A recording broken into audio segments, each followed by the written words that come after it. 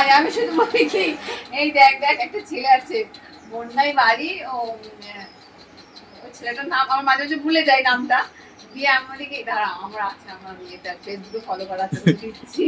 পাশের বাড়ি ওই মেয়েটাও আবার আলপনা দেয়, ওর নাম শ্যামলী মেয়েটার নাম। বলছে ও যে আমাকে একটু শেয়ার করে দিও তো আমি একটু দেখবো।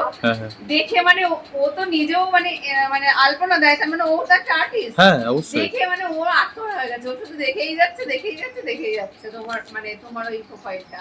এটা আমার প্রোফাইল না, ওই যে গিরিধারীর প্রোফাইল। সত্যি বৌদি চোখটা দেখো, বৌদি চোখটা প্রাণ, চোখটাই প্রাণ বলেই যাচ্ছে। আর বাড়িতে যেই আসে আমি শুধু সবাইকে তোমারটা দেখাই আর বলি কি আমি দেখ এখানে যাবোই আমি কোনোদিন, আর এই গিরিধারীর মতোই আমি রূপটা দেবো আমার ভগবানকে। নিশ্চয়ই হয়ে যাবে। জয় গিরিধারী, জয় শ্রী রাধে। এই ভক্তরা এসেছিলেন আমাদের কৃষ্ণকুঞ্জে তাদের রাধা গোবিন্দকে নিয়ে অঙ্গরাগের জন্য। ভক্তরা কিন্তু ভীষণ সুন্দর কথা বলেন, আমার ভীষণ ভালো লেগেছিল, মুগ্ধ হয়েছিলাম তাদের কথা শুনে। আমি খুব ভালো শ্রোতার মতোই শুনে গেলাম তাদের কথা, এত সুন্দর। আপনারাও শুনুন, আপনাদেরও ভীষণ ভালো লাগবে। কোথা থেকে এসেছেন আপনারা? আমরা এসেছি ব্যাসপুর গ্রাম, মানে বাতকুল্লা আড়ংঘাট বীরনগরের মাঝখানে। আচ্ছা, ছোট্ট গ্রাম, একদম রবীন্দ্রনাথের অঞ্জনা নদীর ধারে, বাহ, চুনিয়া রঞ্জনার মোহনায়। হ্যাঁ ওখান থেকে এসেছি। সেটা? গোবিন্দ চেয়েছে তোমার কাছ থেকে অঙ্গর একটা করাবে বলে। ওই যে 5-6 মাস ধরে ফেসবুক খুলেই প্রথম মানে ফেসবুক খুলেছি এই বুড়ো বয়সে, দিয়ে ফেসবুক খুলে দাদার সঙ্গে আলাপ মানে আমার পরম প্রাপ্তি। এত অন্তরে এত মানে কি বলবো, মানে প্রথম দিন দেখে আমার এত মানে আমি সত্যি মানে প্রত্যেকটা জিনিস দেখে আর আমি মানে অন্তরের কোনায় কোনায় রক্তে রক্তে মিশিয়ে নিই। দিয়ে আমার এই মায়াপুরের রাগটা দেখে এত ভালো লেগেছে, আমি যে কোনো মূল্যে বুঝিয়ে তুমি কবে কিবা করছো যাবো। 5 মাস ধরে একদম ভেবে ভেবে ভেবে ভেবে আজকে গোবিন্দ কিবা করেছে। ঠিক। আর তুমি যেভাবে পারবে তোমার অন্তর দিয়ে সাজিয়ে দেবে, নিশ্চয়ই, আমার কিছু বলার নেই। আমি তো আপ্রাণ চেষ্টাই করি। উনি দেখিয়ে দেন, উনি আমার টিচার, উনি আমার সব গুরু, সব কিছু উনি করেন, তাই আমি করি। দাদা আপনার না, এটা তো জগৎ সংসারের টিচার। একদম জগতের, সারা জগতের মালিক, জগতের টিচার উনি। জানি না ভগবান কি দিয়েছে তোমার মধ্যে, আমার ভগবানের মানতে ইচ্ছা করে, তারপরে মানুষের মধ্যেই তো ভগবান। ঠিক।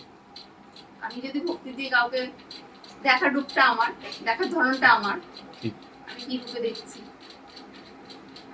তাই না?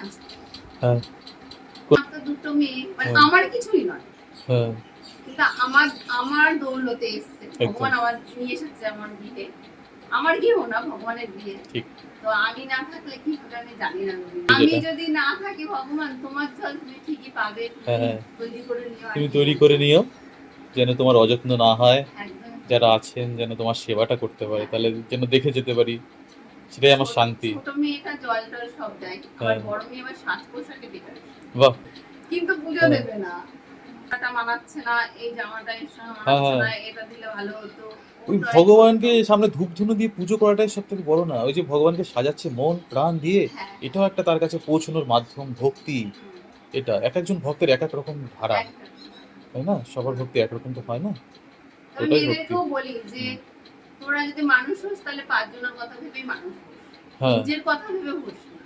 এই যে আমরা ভগবানের প্রতি কোনো ভক্তি সেরকম জানি না কি আছে, পুজো আশ্রা সেরকম ভাবে আমরা মনে হয় করতে পারি না, কিন্তু এই যে মন প্রাণ ঢেলে যে যেন তোমাকে রূপ দিতে পারি, ভগবান কৃপা করো, রাতের পর রাত জেগে যখন অঙ্গরাগ করতে করতে চোখে জল পড়ে আমার, যে চরণ ধুয়ে যায়, আমার মনে হয় ওটাই আমার পুজো, ওটাই মনে হয় পুজো, আমার পুজো। একদম একদম।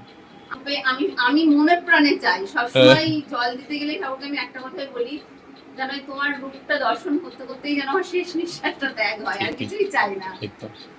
আর না চাইতে তো অনেক কিছুই দিয়েছে। হ্যাঁ, কিছু চাইতে হয় না, তিনি বোঝেন যে আমার ভক্তের কতটা কি লাগবে, ঢেলে দেন না তিনি, একটু ফাঁক রেখেই দেন। যবে থেকে গোবিন্দ সাধনায় এসেছি একটু একটু গীতা শুনতে শুনতে মনে হচ্ছে আমার বলে কিছুই নেই, ওর জন্য যতটা পারা যায় মোহমায়া ত্যাগ করতে হয়, ত্যাগ করছি আস্তে আস্তে করে, হয়েও যাচ্ছে।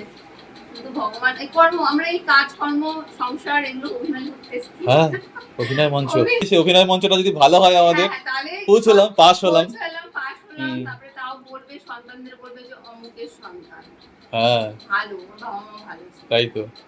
এটাই বলি, সেটাই চেষ্টা করি মানুষের সঙ্গে ভালো আচরণ করার, মানুষ যেন গিয়ে এসে যেন ফিরে না যেতে হয়, হাসি মুখটাই যেন দেখে যেতে পারে, সেটাই ভগবানের কাছে সবসময় প্রার্থনা করি। খুব ভালো লাগলো আপনার সঙ্গে কথা বলে, আমি ভীষণ ভীষণ খুশি হয়েছি, এমন ভক্তকে পেয়ে আমরা ধন্য হয়েছি।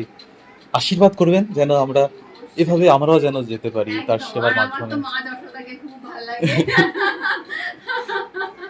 হ্যাঁ, ও তো মন প্রাণ দিয়ে এই সাজ পোশাক সব তারই হাতে করা। হ্যাঁ, ওটাও আহ, ওটাও আমাকে এই সাজেই একদম তোমার পোশাকেই সাজিয়ে দেবে। আচ্ছা, ও কি ওরকম পোশাক লাগবে?